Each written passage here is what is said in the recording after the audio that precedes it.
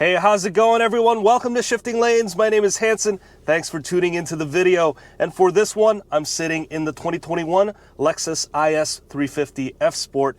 And I want to share with you my likes and dislikes about this luxury sports sedan from Lexus so that you have a better idea before you buy. And make sure you stick around all the way till the end to hear my overall recommendations. And if you haven't already, please hit that subscribe and notification bell button so that you can be notified anytime we make a new video. And on to the review. The best version of the Lexus IS is not this 350, but rather the upcoming IS500, which will come out as a 2022 model year. Now that will have a naturally aspirated V8 making 472 horsepower and 395 pound-feet of torque. And I've driven that V8 while it sat in different Lexus cars like the LC500, the GSF, and the RCF. It's a delightful engine that makes some sweet melody while also making your car feel like a rocket.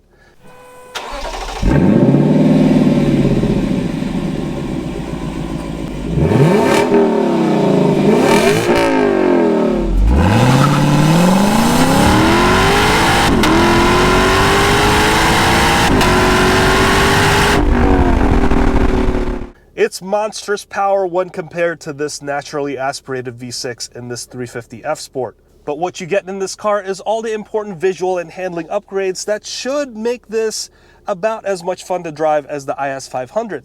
So that brings up the question, is the IS350 F Sport with the dynamic handling package a good, cheap alternative to the IS500? Let's go explore that in this review. And I want to start this review with the exterior because the Lexus IS platform is getting long in the tooth. This is the third generation Lexus IS and it has been around since 2013. For 2021, it has received its second mid-cycle facelift, and I think it's the best iteration yet. Starting from the front, the Lexus IS350 gets an even larger spindle grille. These large grills look pretty ridiculous when it first came out many years ago, but it has become an automotive trend that is now almost universal. The larger the grille, the better, it seems. This 350 F Sport grille will be the same one that you'll get on the IS500. So for those of you only caring about the visual upgrades, you don't have to get the IS500 to look this good. It will have extra functional ducts, presumably for brake cooling, and you'll also get some extra visual bits to make these corner ducts look even bigger. Now the headlight is my favorite feature on the front end of the Lexus IS. The daytime running light LEDs are the best looking yet and gives the car such an awesome look during the day, and it is very noticeable at night. The new headlight design and configuration is simpler, smaller, less obnoxious looking, but the most aggressive one to date. In fact, this IS350 is all about looking mean. Aside from the Lexus LC500, this is the most aggressive looking Lexus in its entire lineup. That aggression continues at the hood. There are extra creases that crosses the width that seem out of place, but it adds to that pissed off look that the IS is trying to achieve. Moving to the side, the most noticeable change here is how much more sculpted the profile looks than before.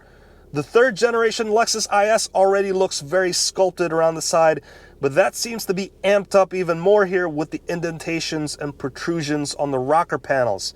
These creases and character lines kick up toward the top of the rear wheel wells, giving it that extra broad shoulder, wide body look. And as for the wheels, they do a fantastic job making it even look wider than it is. The 19-inch staggered matte black wheels are actually forged and made by BBS. Forging is one of the more expensive ways of making an automotive wheel, but the end product is something that is stronger and lighter than normal cast wheels. In fact, these wheels are 4 pounds lighter compared to the standard 19-inch wheel offering. These wheels, in addition to the nice handling upgrades that I'll talk about later, make the dynamic handling package a bargain. Finishing out back, the rear end looks even more sculpted with sharp edges and jutting taillights. It looks as if this IS is wearing a high compression workout shirt and its muscles are poking through.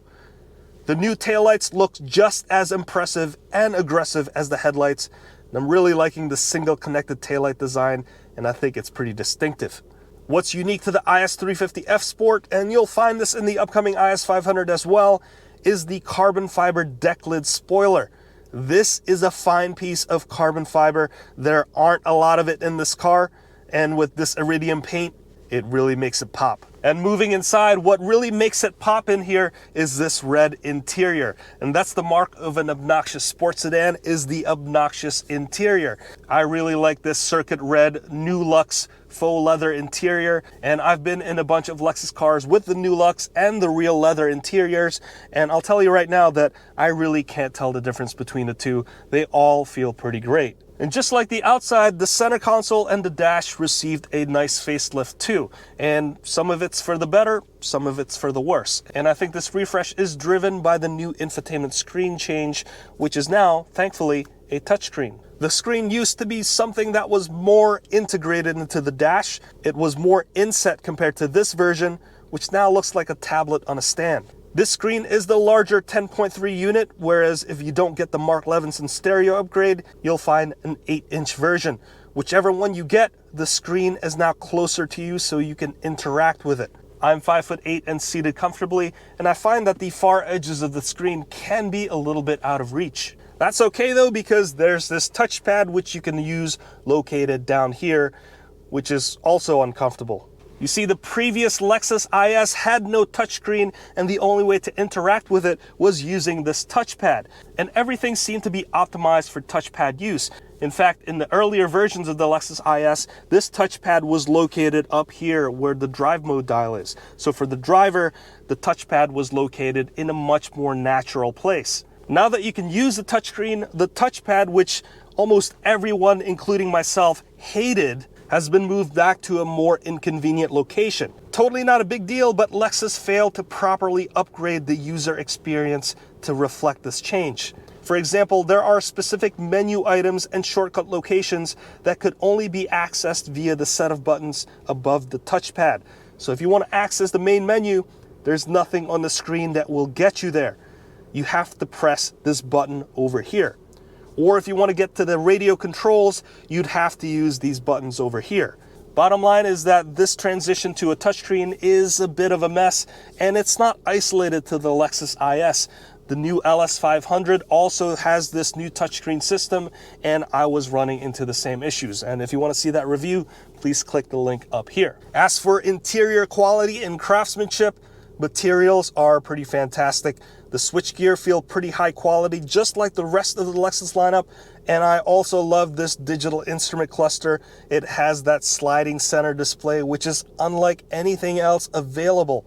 It might be gimmicky, but it's done in such a classy manner that I don't mind it at all. Next, I'm not a fan of this cruise control stock, which has been a part of Toyota and Lexus cars for decades. Given the amount of vehicle smarts and sensors in this car, why not just have a single button that when you press it, it will turn on your cruise control, set your speed, and also turn on your lane following assist. Other car companies have been able to do that, and Lexus has all the proper sensors to do just that. Why not make it easier for the user to turn on?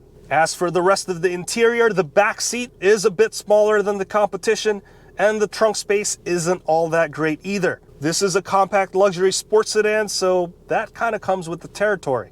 What is great though is how it drives, and I want to emphasize my earlier point that the dynamic handling package is a relative bargain at $4,200. And that's because on top of the visual upgrades, you'll also get a Torsen limited slip differential and adaptive variable suspension. The limited slip differential is an engineering marvel, and not every car has it. Simply put, it allows you to distribute the torque between the left and right sides of the car in some predefined ratio.